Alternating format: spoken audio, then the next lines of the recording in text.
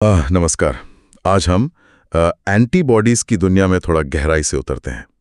हमारे पास जो जानकारी है वो इनकी बनावट और ये कैसे काम करती हैं इस पर काफ़ी रोशनी डालती है। कोशिश ये रहेगी कि हम समझे कि ये छोटे वाई आकार वाले अणु हमारी बॉडी के डिफेंस सिस्टम के लिए इतने ज़रूरी क्यों हैं। पहली नज़र में ये इनकी बनावट काफ़ी दिलचस्प लगती है ना। चलिए देखते हैं इसे। तो स्रोत में एंटीबॉडी की ये वाई जैसी शक्ल दिखाई गई है। ये असल में है क्या चीज़? हाँ बिल्कुल। ये वाई आकार की जो संरचना है ना, ये दरअसल प्रोटीन से बनी होती है। इसमें 4 प्रोटीन चेन्स होती हैं, 2 थोड़ी भारी जिन्हें हैवी या एच चेन्स कहते हैं और 2 हल्के लाइट या एल चेन्स। और ये चेन्स आपस में कुछ खास बॉन्ड्स डाइसल्फाइड बॉन्ड से जुड़ी होती हैं। इस वाई के मोटे तौर पर 2 हिस्से हैं। ऊपर की जो 2 भुजाएं हैं वो फैब रीजन कहलाती हैं और जो नीचे का तना है वो एफसी रीजन।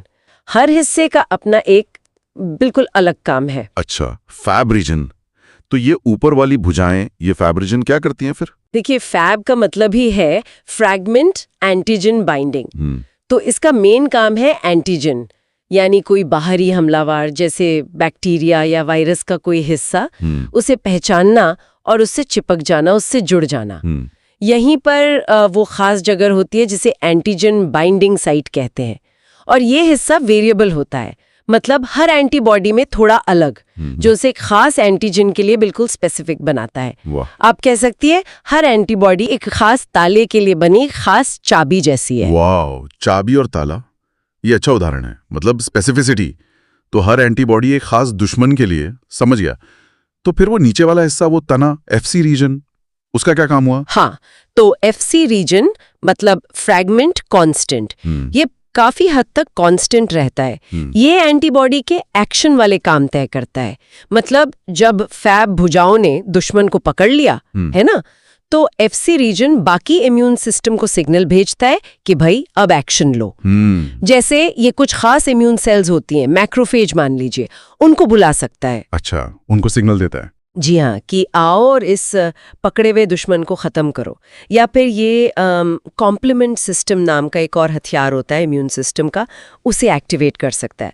और यही एफसी रीजन ये भी तय करता है कि एंटीबॉडी किस टाइप की है, आईजीजी है, आईजीएम है, और उसका एक्शन प्लान क्या होगा। अच्छा, तो फैब पहचानता है और एफसी एक्शन लेता है। बिल्कुल क्लियर। स्रोत में एंटीबॉडी के कुछ डिफेंस मैकेनिज्म, मतलब रक्षा करने के तरीकों का भी जिक्र है। वो कैसे काम करते हैं? हाँ, उसमें मुख्य रूप से 3 तरीके बताए गए हैं। पहला है न्यूट्रलाइजेशन। इसमें एंटीबॉडी सीधे वायरस या बैक्टीरिया से चिपक जाती है और उन्हें हमारी सेल्स में घुसने या उनको नुकसान पहुंचाने से ही रोक देती है। मतलब उनको न्यूट्रलाइज कर देती है, बेअसर, सीधा ब्लॉक कर देना। और दूसरा है ऑप्सनाइजेशन। ये बड़ा दिलचस्प है। इसमें एंटीबॉडी हमलावर पर एक तरह का, समझिए, टैग या निशान लगा देती है। टैग? कैसा टैग? एक सिग्नल जैसा। ये टैग देखकर हमारी जो फेगोसाइटिक कोशिकाएं हैं जैसे मैक्रोफेज, वो दुश्मन को आसानी से पहचान लेती हैं। अच्छा। और फिर उन्हें पकड़कर निगलकर खत्म कर देती हैं। तो एंटीबॉडी ने काम आसान कर दिया, दुश्मन पर मुझे पकड़ो का निशान लगा दिया। कमाल है, मतलब इम्यून सेल्स के लिए मार्किंग कर दी। बिल्कुल। और तीसरा तरीका है कॉम्प्लीमेंट एक्टिवेशन। इसमें एंटीबॉडी कॉम्प्लीमेंट नाम के कुछ प्रोटीन होते हैं हमारे खून में, उनके एक समूह को एक्टिवेट करती है। और ये कॉम्प्लीमेंट प्रोटीन मिलकर दुश्मन सेल की झिल्ली में छेद कर सकते हैं। छेद? सीधा सेल में? हाँ, जिसे मेम्ब्रेन अटैक कॉम्प्लेक्स कहते हैं। इससे वो सेल मर जाता है और ये कॉम्प्लीमेंट ऑप्सनाइजेशन में भी मदद करता है। ये तो बहुत ही सोफिस्टिकेटेड तरीके हैं, न्यूट्रलाइजेशन, ऑप्सनाइजेशन, कॉम्प्लीमेंट एक्टिवेशन। लेकिन यहाँ एक सवाल उठता है, हमारा शरीर, मतलब खरबों अलग अलग तरह के एंटीजन हो सकते हैं, तो इतनी अलग अलग एंटीबॉडीज बनाता कैसे है? ये विविधता, ये डाइवर्सिटी आती कहाँ से? हाँ, ये वाकई इम्यून सिस्टम का एक चमत्कार ही कह सकते हैं। ये प्रक्रिया काफी जटिल है, पर इसे मोटे तौर पे ऐसे समझें, हमारे शरीर में एंटीबॉडी बनाने वाले जो जीन्स होते हैं ना, वो टुकड़ों में होते हैं, जैसे वी, डी, जे सेगमेंट्स।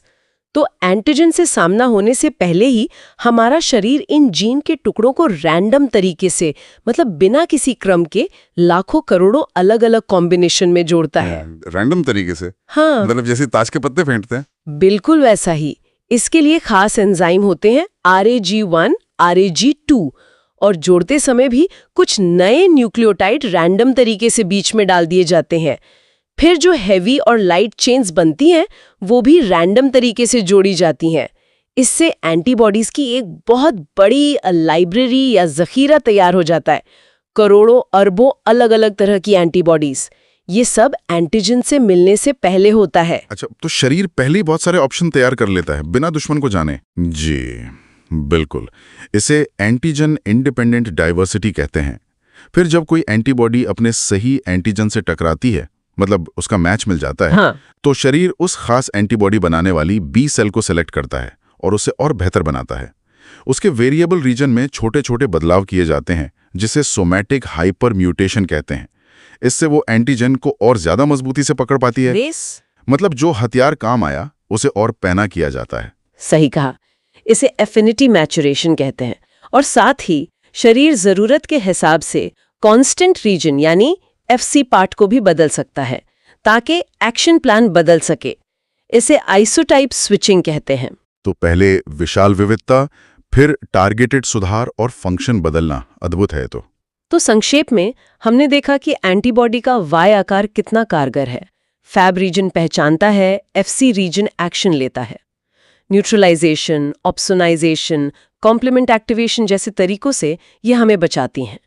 और शरीर में ये अविश्वसनीय विविधता और सटीकता जीन के टुकड़ों की रीअरेंजमेंट और फिर बाद में होने वाली म्यूटेशन से आती है। बिल्कुल, और ये हमें सोचने पर मजबूर करता है ना कि इम्यून सिस्टम की ये इतनी जटिल, इतनी अनुकूलनीय प्रणाली आखिर विकसित कैसे हुई होगी। और अब जब हम इसे थोड़ा बेहतर समझ रहे हैं तो इस ज्ञान का इस्तेमाल भविष्य में बीमारियों से लड़ने के लिए और बेहतर तरीके खोजने में कैसे किया जा सकता है, खास तौर पर नई वैक्सीन या थेरेपी बनाने में। वाकई ये बहुत महत्वपूर्ण सवाल है जिन पर सोचने की जरूरत है। खैर, आज की इस चर्चा के लिए इतना।